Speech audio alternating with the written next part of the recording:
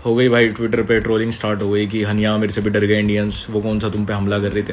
तो गैस हानिया आमिर का Instagram India में बैन हो गया। अब हानिया आमिर की आईडी इंस्टाग्राम पर नहीं चली इंडिया में। तो उसी चीज को लेकर काफी लोग ये कह रहे थे कि भाई इससे क्या हो जाएगा।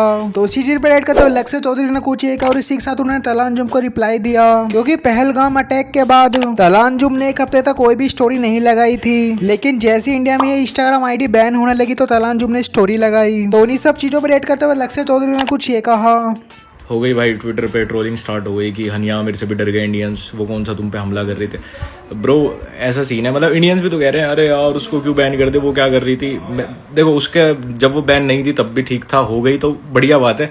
ये लोग बैन होंगे, इनकी पॉपुलैरिटी इंडिया से खत्म होगी, इनकी फॉलोअर्स कम होंगे, इनकी ब्रांड वैल्यू गिरेगी, तब ये क्वेश्चन करेंगे ना अपनी गवर्नमेंट को, अपनी आर्मी को। सेम रशिया के साथ जो पूरे वर्ल्ड ने किया, सेम चीज अगर मान लो इंडिया ये सब जूतेबंदी कर रही होती और हमारा कोई एक्टर है जिसकी चाइना के साथ कर रही होती, चाइना में उसकी 200-300 करोड़ रुपए मूवी कमा रही है, वो वहां से बैन होगा, तभी तो अपनी गवर्नमेंट को क्वेश्चन करेगा कि भाई तुम क्या सब कर रहे हो।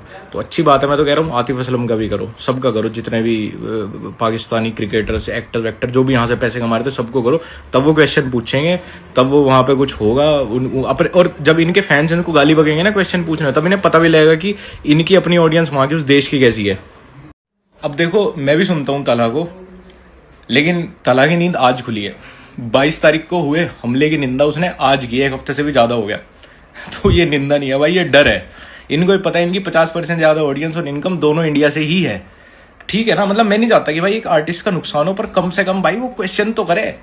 हमें भी करने चाहिए अपनी गवर्नमेंट से, उन्हें भी करने चाहिए, क्योंकि सबसे बड़ा फॉल्ट तो गवर्नमेंट का ही है।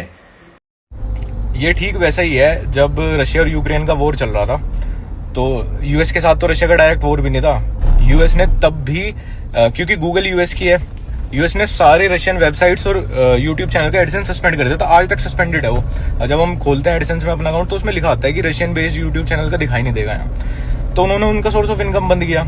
सेम चीज भाई, ये मानो एक मार्केट में 10 दुकानें हैं, एक दुकानदार से हफ्ता वसूली नहीं होती, बाकी 9 लोगों से एक बदमाश एक गुंडा हफ्ता वसूली करता है। वो एक बंदा उन लोगों के लिए कभी नहीं बोले, उनके साथ कभी नहीं कहेगा कि हाँ प्रशासन के पास जाओ कुछ भी करो, क्योंकि उसे फर्क नहीं पड़ रहा। बट जब कोई दूसरा गुंडा आके उससे भी हफ्ता वसूली करेगा ना, वो कहेगा हाँ यार गलत चीज है भाई, हमें आवाज उठानी पड़ेगी। जब तक किसी के सोर्स ऑफ इनकम पे फर्क नहीं पड़ता ना, वो नहीं आवाज उठाता गलत के खिलाफ।